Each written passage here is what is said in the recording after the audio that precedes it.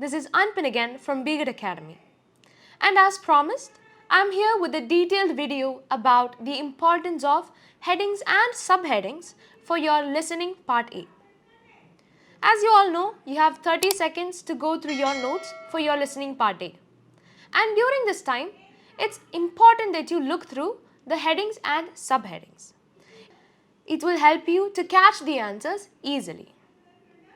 So for our convenience, let's assume that the conversation is between a dermatologist and a patient. Let's jump right in. Usually, the first subheading would be current symptoms. And since this is a conversation between a dermatologist and a patient, the symptoms would be somehow related to a particular skin condition. For example, you can look out for words like redness, itchiness, inflammation, and so on. Words like these would most probably come under the subheading current symptoms. And the next subheading is treatment. The patient could be talking about some medicines that they are taking.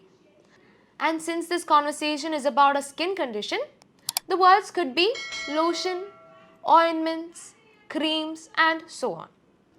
The subheading past medical history can sometimes be tricky because it could be related to the present condition or not. So what you have to pay attention to is whether the condition has been resolved or if it's ongoing. Also, during the conversation, the patient might express their feelings. For example, if the skin condition is extremely visible, they might say that they are depressed. These kind of words come under the subheading general mood.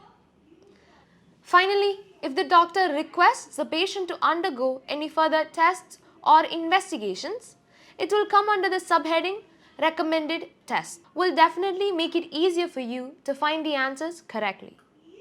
So I hope these tips will be useful for you and subscribe for more tips.